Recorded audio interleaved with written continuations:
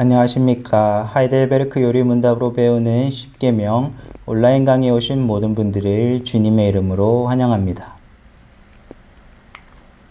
오늘은 하이델베르크 요리문답을 통해 10계명의 구조를 살펴보도록 하겠습니다. 죄와 비참으로부터 어떻게 구원을 받았는지를 다루는 2부에서는 우리의 구원이 오직 그리스도의 공로 덕분이라고 가르치고 있습니다. 그래서 3부에서는 그렇게 구원을 주신 하나님께 어떻게 감사를 드려야 하는가, 즉 그렇게 구원받은 신자는 어떻게 살아가야 하는지를 10계명을 통해 가르치고 있습니다. 그런데 하이델베르크 요리문답은 우리의 구원이 오직 그리스도의 공로 덕분이라고 가르치면서 10계명을 본격적으로 다루기 전에 선행에 관해 먼저 다루고 있습니다. 86문에서는 우리의 공로가 조금도 없이 그리스도로 말미암아 오직 은혜로 우리의 죄와 비참함으로부터 구원을 받았는데 우리는 왜 또한 선행을 해야 합니까? 라고 질문하고 있습니다. 이것은 선행이 아니라 오직 은혜로서 구원을 얻는다고 강조하여 가르쳤는데 다시 선행해야 한다고 가르치면 모순되는 것처럼 보일 수도 있기에 먼저 이런 질문을 던지고 있는 것입니다. 달리 말해 구원과 선행의 관계를 올바르게 알지 못하면 잘못된 가르침에 빠지기 쉽기에 이 질문을 통해 구원과 선행의 관계를 바르게 정립하기 위함이라는 것입니다. 구원과 선행의 관계를 올바르게 알지 못하면 크게 두 가지 잘못된 가르침으로 나타날 수 있는데 첫 번째는 반법주의입니다. 반법주의를 주장하는 사람들이 인간이 은혜로 구원을 받았기에 더는 10계명을 지킬 필요가 없다고 주장하는 사람들입니다. 즉 하나님의 은혜를 이야기하면서 하나님의 말씀인 율법을 무시하는 것입니다. 두 번째는 신율법주의입니다. 신율법주의를 주장하는 사람들은 비록 우리가 은혜로 구원을 얻는다고 해도 선행을 해야만 온전히 구원을 이룰 수 있다고 주장했습니다. 즉 신임협력적 사고를 주장하는 것입니다. 이러한 신율법주의와 반법주의는 서로 반대되는 것처럼 보이지만 실제로는 서로 밀접한 관련이 있습니다. 왜냐하면 사람들은 은혜만 강조하면서 반법주의에 떨어지다가도 생활의 규율이 되는 율법 없이 살아갈 수 없기에 그에 대한 반발로 신율법주의에 빠지기 때문입니다. 따라서 우리는 한쪽으로 치우치지 않도록 구원과 선행의 관계를 올바르게 정립하고 있어야 합니다. 즉 구원을 얻는 사람이 행하는 선은 어떤 의미가 있는지를 올바르게 알아야 반법주의나 신율법주의에 빠지지 않고 살아갈 수 있다는 것입니다. 하이델베르크 요리문답에서 10계명을 가르치기 전에 구원과 선행에 관해 다루는 이유도 바로 이것 때문입니다.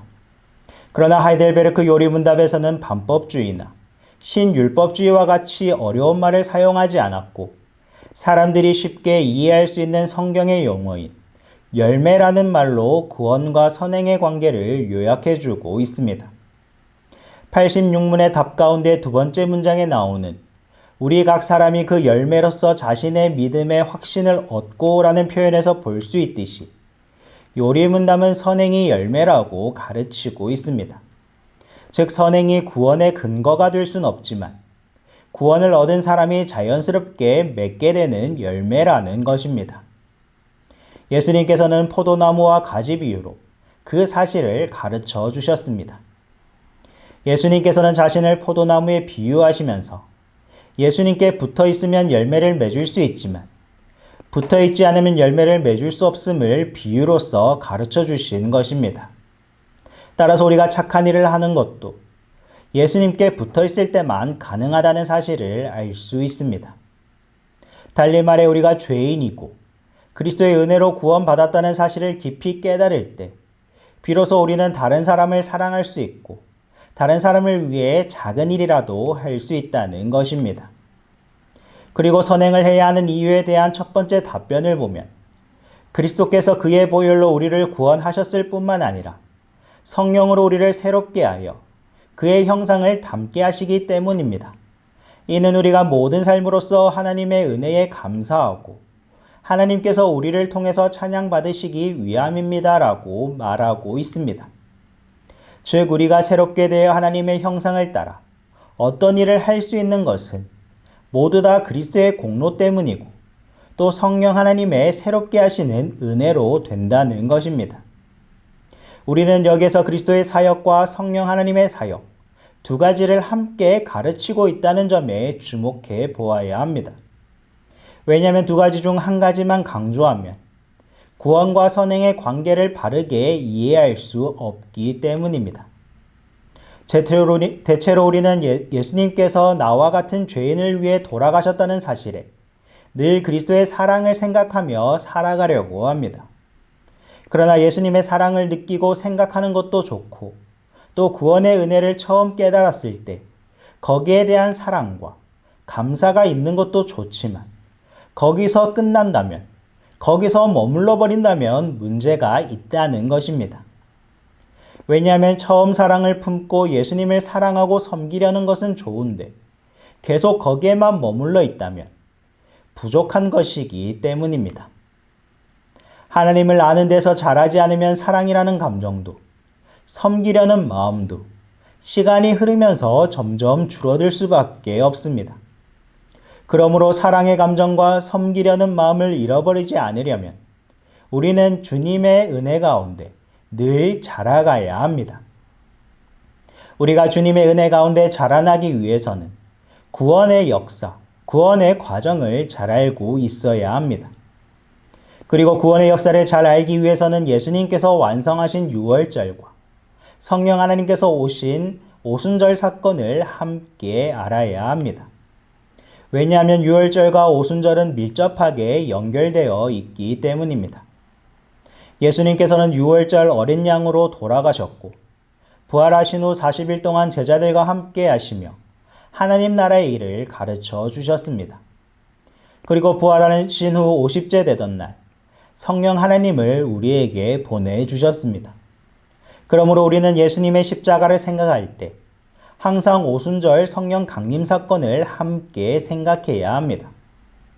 달리 말해 갈보리 위에 십자가만 생각하고 거기에만 멈춰 있으면 그리스도인으로 살아가기에 부족하다는 것입니다. 즉 은혜는 강조하게 되지만 그리스도인다운 삶은 잊어버리게 된다는 것입니다. 예수님께서 지금 십자가 위에 계시지 않기에 다시 십자가로 돌아가려는 태도는 결코 옳지 못합니다.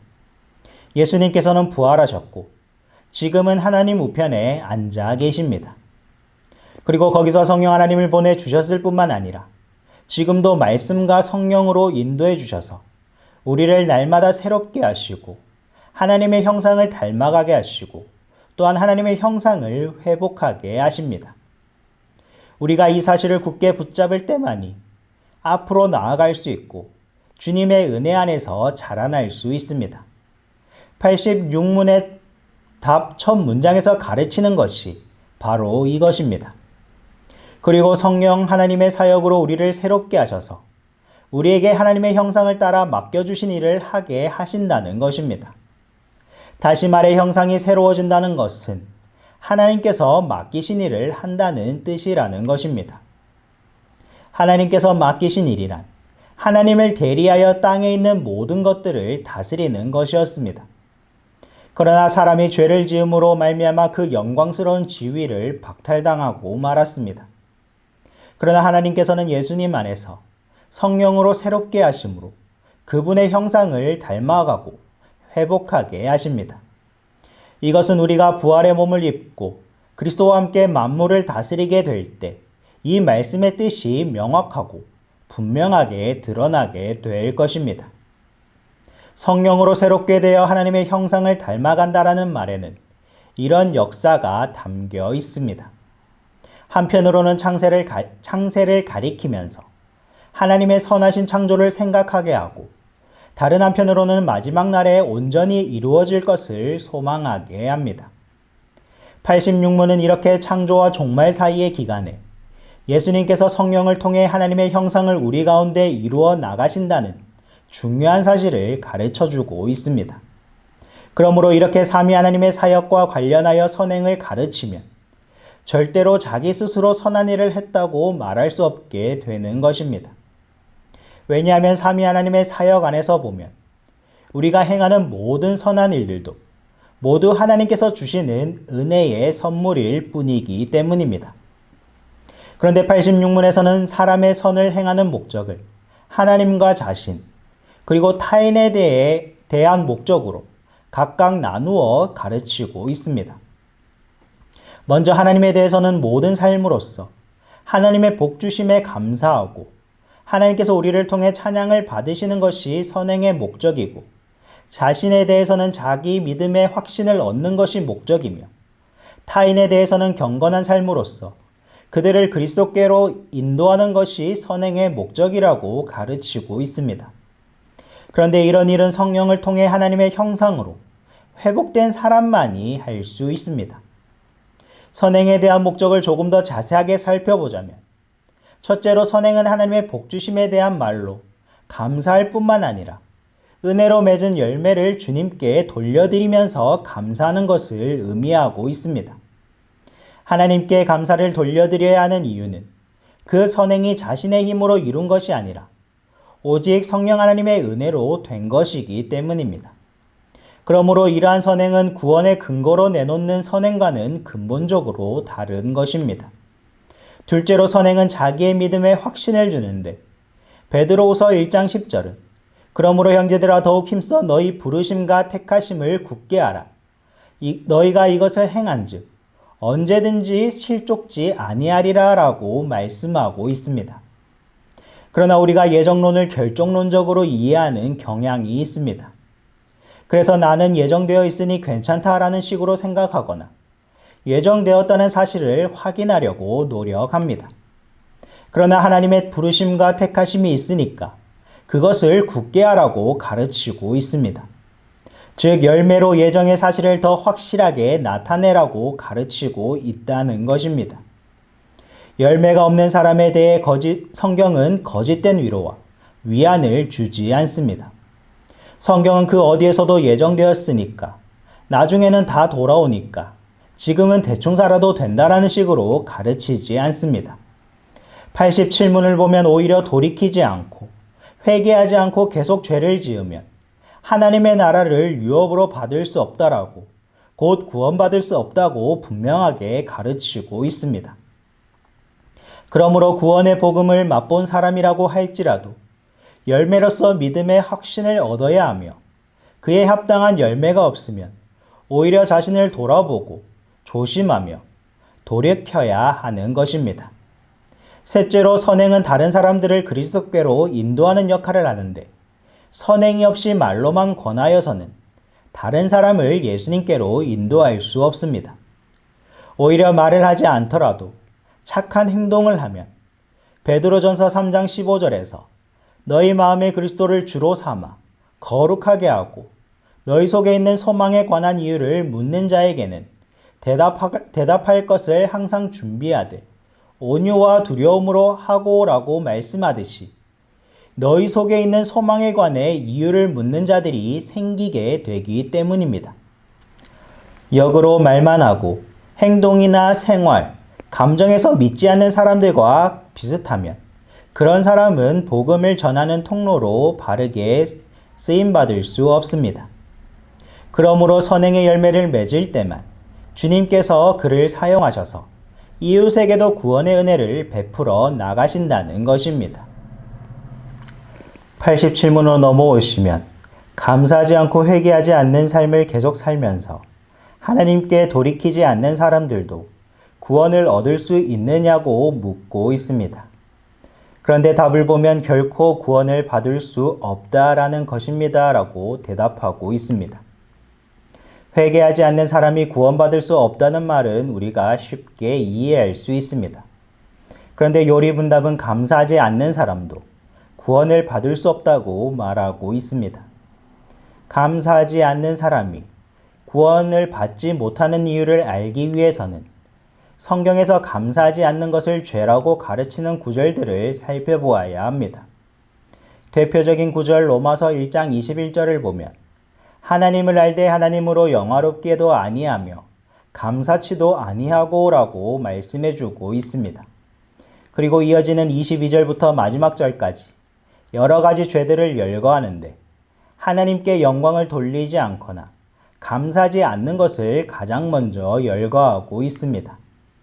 또한 데살로니가전서 5장 18절을 보면 범사에 감사하라 이는 그리스도 예수 안에서 너희를 향하신 하나님의 뜻이니라 라고 말씀하시므로 모든 일에 감사하는 것이 하나님의 뜻이라고 가르치고 있습니다. 따라서 예수님과 연합하여 구원을 얻은 사람은 모든 일에서 주님께 감사하며 살아야 하는 것입니다. 게다가 범사에 곧 모든 일에 대해 감사하라고 가르치고 있습니다. 잘 될 때 감사하지 않는 것이 잘못이라고 가르치는 정도가 아니라 감사하기 어려운 상황에서도 감사해야 한다고 가르치고 있습니다. 그러나 우리의 힘과 노력으로는 모든 일에 감사할 수 없습니다. 왜냐하면 감사하는 것은 성령 충만과 깊이 관련되어 있으며 성령을 의지할 때만 모든 일에 감사할 수 있기 때문입니다. 물론 이 말씀은 모든 일을 예수 그리스도의 이름으로 해석하고 바르게 이해하면서 감사를 드리라는 의미입니다. 어떤 현실 앞에서 그 현실을 애써 무시하며 감사란 뜻이 아니라는 것입니다. 또한 마음과 상관없이 입술로만 거짓 감사라는 뜻도 아닙니다. 오히려 말씀으로 바르게 해석하면 마음으로부터 그리스도의 이름으로 모든 일에 감사할 수 있다는 뜻입니다. 왜냐하면 우리가 겪는 모든 일은 하나님과 관련해서 이해하거나 받아들이기에 항상 감사할 수 있기 때문입니다. 달리 말해 우리가 겪는 모든 일들이 하나님의 섭리와 관계없이 일어나는 일들은 아무것도 없기에 항상 감사할 수 있기 때문이라는 것입니다. 그런데 우리의 생활을 돌이켜보면 우리의 감사는 상대적입니다. 주님으로부터 어떤 것을 받고 감사하다가도 이웃이 더 좋은 것을 받았다고 하면 감사하는 마음이 금세 사라지는 경우들이 많습니다. 그래서 자신이 다른 사람보다 더 가진 것이 많으면 자랑하고 우쭐대지만 그렇지 못하면 열등감에 빠지게 됩니다. 하지만 우리는 그리스도께 속하였고 우리의 삶은 그리스도 안에 있습니다. 그러므로 우리는 자신이 다른 사람에 비해 무엇을 더 이루었고 무엇을 덜 가졌는가를 살피는 데에서 벗어나야 합니다. 우리 삶의 의미는 오직 그리스도 안에서만 발견할 수 있습니다. 그러나 모든 일을 그리스도의 이름으로 행하고 그 이룬 것을 하나님께 돌려드리는 삶을 살지 않는 사람은 바람에 흔들리는 갈대와 같아서 말은 그럴듯하게 하지만 열매를 맺지 못합니다. 오직 그리스도에 대한 신앙이 있는 사람만이 하나님 아버지께 감사할 수 있습니다. 그러므로 그리스도 안에서 우리에게 범사에 감사할 만큼 모든 것을 포괄하는 은혜, 달리 말해 복음을 주셨기에 늘 감사하며 살아가시기를 바랍니다. 이것이 중요한 이유는 복음을 깨닫고 감사하는 사람만이 하나님의 말씀, 십계명으로 요약되는 율법을 제대로 지킬 수 있기 때문입니다. 감사하지 않는 마음에는 원망이 생기는데 그런 원망은 곧 하나님께 향하게 됩니다. 그러므로 하나님에 대해 원망하는 마음이 있으면 절대로 하나님의 말씀과 계명을 지킬 수 없습니다. 그래서 이사야 선지자는 의인의 마음에는 평안이 있지만 악인들의 마음에는 더러운 것을 솟구쳐내는 바다와 같다라고 말했던 것입니다. 감사하면서 살아가려면 우리는 기본으로 돌아가 복음에서부터 시작해야 합니다. 제3부에서 가르치는 십계명과 또한 주님께서 가르쳐 주신 기도를 관통하는 핵심도 다름 아닌 복음입니다. 86문과 87문을 보면 주체는 그리스도이십니다. 비록 우리가 선을 행하는 모습으로 나타나지만 그것은 그리스도께서 성령님을 통해 우리를 새롭게 하심으로 행하시는 일입니다. 그러므로 이 믿음과 위로 안에서 자신을 발견하시고 하나님을 사랑하고 그의 율법을 지키며 살아가시기를 바랍니다. 지금까지 구원과 선행의 관계에 대해 다루었다면 88문부터는 회개와 선행의 관계에 관해 설명하고 있습니다. 회개와 선행이라고 할 때 여기서 접속사 와를 어떻게 이해하는지가 매우 중요합니다. 다시 말해 회개와 선행이 어떤 관계를 맺고 있는지를 어떻게 이해하느냐에 따라 우리의 말과 행동이 달라진다는 것입니다. 진정한 회개를 가르치면서 마지막으로 말하는 것이 선행입니다. 왜냐하면 회개한 사람은 반드시 하나님의 뜻에 순종하려고 하기, 거기에 선행이 따를 수밖에 없기 때문입니다. 따라서 진정한 회개를 빼놓고는 선행을 이야기할 수 없다는 것입니다. 회개 없이 선행만을 강조하면 그것은 자연스럽게 공로로 이어집니다. 마치 우리가 선한 행동을 했으니까 구원해달라고 말하는 것과 같다는 것입니다. 하지만 요리문답에서 회개와 선행을 붙여 말하는 데는 진정한 회개에는 선행이 따른다라는 뜻이 담겨 있습니다. 그러므로 회개와 선행에서 그 두 개를 연결해주는 접속사 와는 단순하게 두 단어를 연결해주는 병렬 접속사의 역할을 하는 것이 아니라 원인과 결과를 묶어주는 역할로 이해할 수 있습니다. 회개에는 선행이 따른다라는 말을 올바르게 이해하려면 회개에 관한 생각을 조금 더 성경적으로 바꿀 필요가 있습니다. 우리는 회개를 감정적으로 생각하여 자신의 잘못을 뉘우치는 것을 회개라고 생각합니다. 그래서 회개를 자책감과 비슷하게 생각합니다. 하지만 그렇게 생각하면 회개와 선행을 연결할 수 없습니다. 왜냐하면 진정한 회개는 감정의 문제만이 아니라 삶의 변화도 포함하기 때문입니다. 이런 측면에서 88문에서는 진정한 회개에 대해 옛 사람이 죽고 새 사람으로 사는 것이라고 고백하고 있습니다. 근거 본문 중 하나로 로마서 6장을 들 수 있는데 중요하게 가르치는 핵심 내용은 그리스도께서 죄에 대해서는 단번에 죽으셨고 하나님에 대해서는 사셨다는 것입니다. 그리고 이것만큼 중요한 핵심은 우리가 그리스도와 연합해서 죄에 대해 죽고 하나님에 대해 살았다는 것입니다. 이것이 바로 회개의 핵심입니다.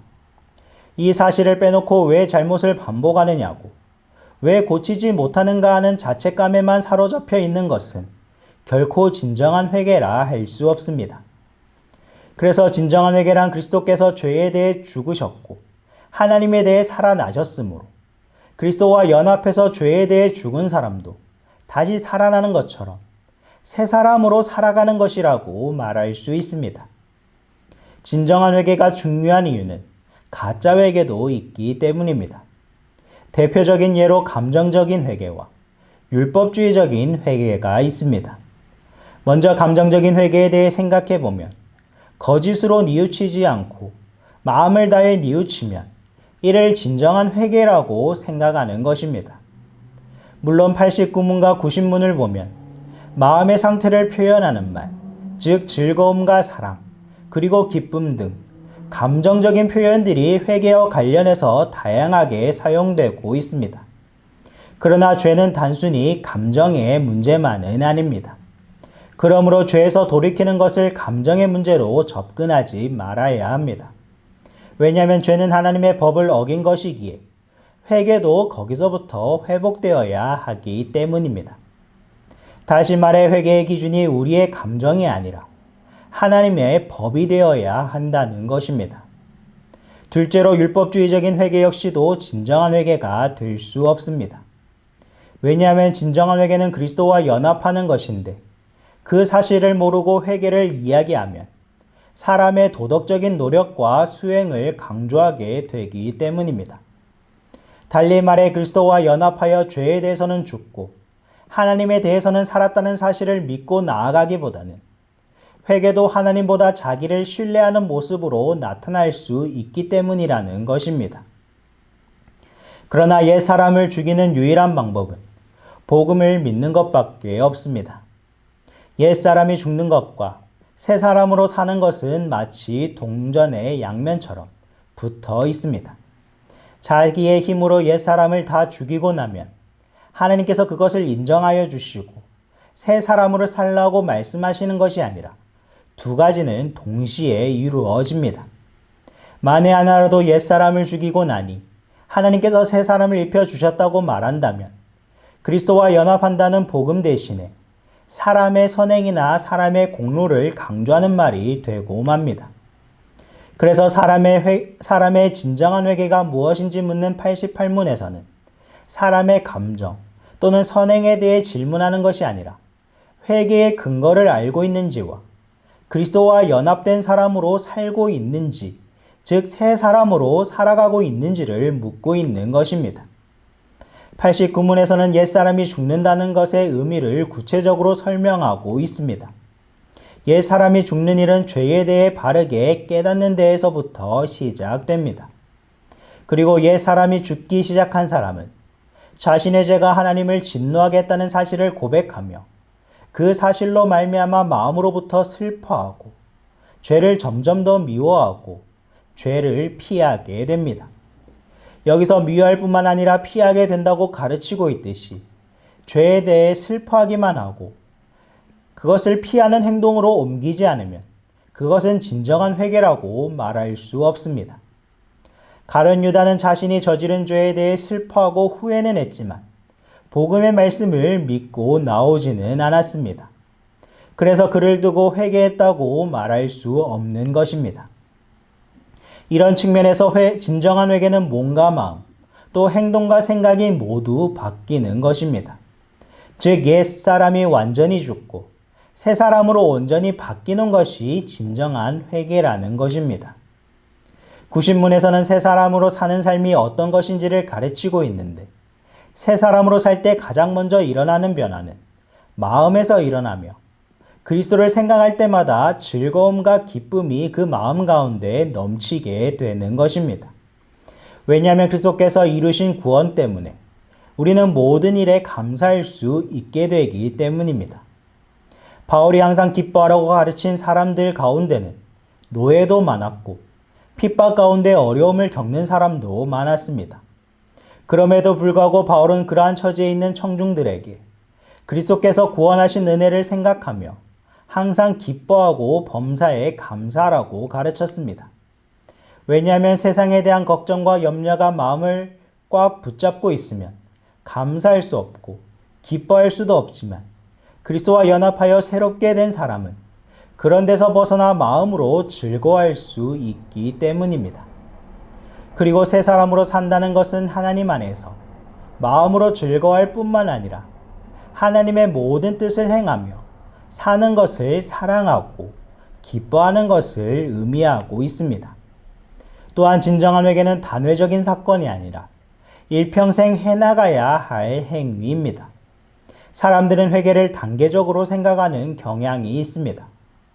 그래서 예수님을 처음 믿을 때만 진정한 회개를 강조하고 거기에 초점을 맞추어 이야기합니다.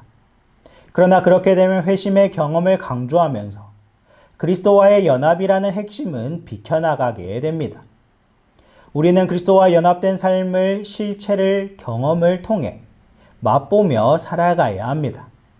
그런데도 복음의 말씀으로 그러한 연합에 대해 가르치기보다는 회심의 경험을 강조하다 보면 그릇된 방향으로 나아갈 수 있습니다. 왜냐하면 개인적인 회심은 주관적이고 변덕스럽기 때문입니다. 그래서 개인적인 회심이나 체험을 이야기하는 간증이 하나님의 말씀을 대체한다면 그런 교회와 개인은 신비주의나 체험주의에 빠질 수밖에 없습니다. 옛 사람이 죽고 새 사람으로 사는 진정한 회개는 복음의 사실을 믿으며 일평생 하는 것입니다. 교회 개혁을 주도했던 마틴 루터가 비텐베르크 성당에 붙인 95개조 반박문의 첫 번째 명제도 일평생 회개한다는 것이었습니다. 이처럼 교회 개혁은 일평생 회개한다는 진리를 깨닫는 것으로 시작되었습니다. 이 사실을 모르면 다른 길을 찾을 수밖에 없습니다. 대표적인 것이 면죄부였고 정기적으로 신부를 찾아가 자기 죄를 고백하는 고해성사로 나타났던 것입니다. 91문에서는 선행의 원천과 방법, 그리고 목표에 대해서 가르치고 있는데 선행의 원천은 믿음이고 그 방법은 하나님의 율법을 따르는 것이며 목적은 하나님의 영광이라고 가르치고 있습니다. 이 세상에서 선행이라고 하면 보통 가난한 사람을 돌보고 구제하는 등 몇 가지로 한정해 생각하는 경향이 있습니다. 그러나 성경은 그렇게 한정된 몇 가지 일을 드러나게 행하는 것을 선행이라고 가르치지 않으며 오히려 마음에 다른 사람에게 보이려 하는 선행은 하나님께서 싫어하신다고 말씀하고 있습니다. 그래서 참된 선행은 비록 남의 눈에 보이지 않는다고 하더라도, 남이 인정해주지 않는다고 하더라도 오직 하나님의 율법을 따라 믿음으로 하나님의 영광을 위해서 하는 모든 행위라고 말할 수 있습니다. 그래서 하이델베르크 요리문답에서 십계명을 다루기 전 먼저 참된 선행에 대해서 다룬 것은 선행이 구원의 근거가 될 수는 없지만 구원을 얻는 사람은 자연스럽게 나타나는 열매라는 사실을 강조함으로써 십계명이 딱딱한 법조문 또는 무거운 짐으로 주어지는 것이 아니라 우리에게 참된 위로와 참된 위안을 주기 위함이라는 사실을 알 수 있습니다. 십계명은 크게 두 부분으로 나눌 수 있는데 먼저 제1계명부터 제4계명까지는 하나님에 대한 우리의 태도라고 말할 수 있으며 제5계명부터 제10계명까지는 이웃에 대한 우리의 의무라고 말할 수 있습니다. 이것을 예수님께서는 내 마음을 다하고 목숨을 다하고 뜻을 다하여 주 너의 하나님을 사랑하라 하셨으니 이것이 크고 첫째 되는 계명이요 둘째는 그와 같으니 내 이웃을 내 몸과 같이 사랑하라 하셨으니 이 두 계명이 온 율법과 선지자의 강령이니라라고 하나님의 율법, 즉 십계명을 이렇게 요약해 주셨습니다. 그러므로 십계명의 본질을 한 단어로 요약한다면 사랑이라고 말할 수 있습니다. 그리고 지난 시간에 살펴봤듯이 하나님께서는 십계명의 서문을 통해 어떻게 우리를 사랑하셨는지를 보여주셨으며 또한 우리가 하나님을 어떻게 마음을 다해서 사랑할 수 있는지에 대해서 가르쳐 주셨습니다. 하나님께서 주신 10가지의 계명이 모두 중요하지만 그 가운데 핵심을 뽑으라면 제4계명을 뽑을 수 있습니다. 왜냐하면 제4계명을 회복해야 1에서 3계명의 핵심인 하나님 사랑이 가능하고 또한 5에서 10계명의 핵심인 이웃사랑이 가능하기 때문입니다. 예수님께서 십자가에 달려 죽으시고 부활하신 것의 진정한 의미는 바로 제4계명을 회복하셨다는 것입니다. 따라서 그리스도인이 된다는 것은 곧 하나님을 사랑하고 이웃을 사랑할 수 있는 자격을 가지게 되었음을 의미하며 그렇기 때문에 예수님께서는 십계명을 2가지 강령으로 요약하여 가르쳐 주신 것입니다. 이것은 예수님의 사역을 보면 분명하게 드러나는데 예수님의 모든 사역은 회복에 초점을 두고 있습니다. 즉 예수님께서는 이 땅에 오셔서 안식을 성취하셨고 안식일을 새롭게 갱신하시면서 회복시키는 사역을 하셨다는 것입니다. 이것이 바로 십계명의 구조석에 담긴 의미라고 말할 수 있습니다. 그러므로 이러한 이해를 바탕으로 십계명의 모든 계명들을 이런 관점에서 함께 살펴보도록 하겠습니다. 이상으로 온라인 강의 3회차 강의를 마치도록 하겠습니다. 다음 시간에는 제1계명의 의미에 대해서 함께 살펴보도록 하겠습니다. 지금까지 강의에 참여해 주신 모든 분들께 감사를 드립니다.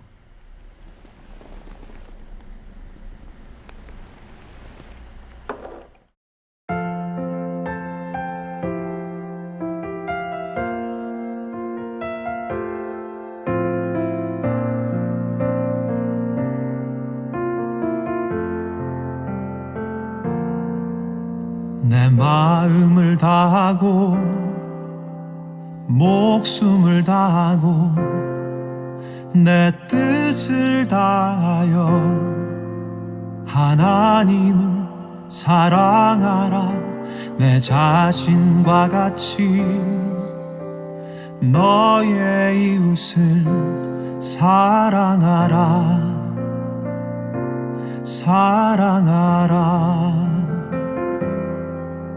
내 마음을 다하고 목숨을 다하고 내 뜻을 다하여 하나님을 사랑하라 내 자신과 같이 너의 이웃을 사랑하라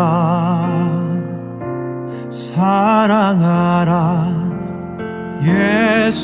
예수께서 이르시되 이 두 계명을 온전케 하라 두 계명이 온 율법과 선지자들의 강령이라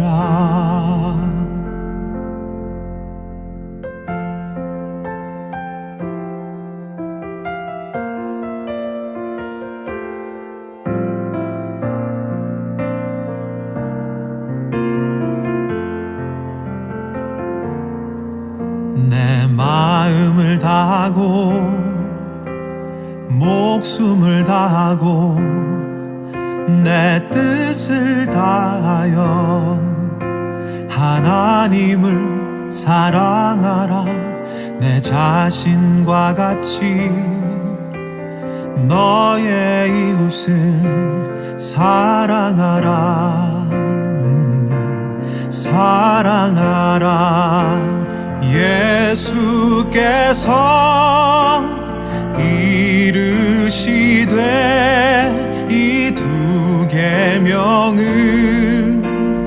온전케 하라 두 계명이 온 율법과 선지자들의 강령이라 예수께서 이르시되 이 두 계명을 온전케 하라 두 계명이 온 율법과 선지자들의 강령이라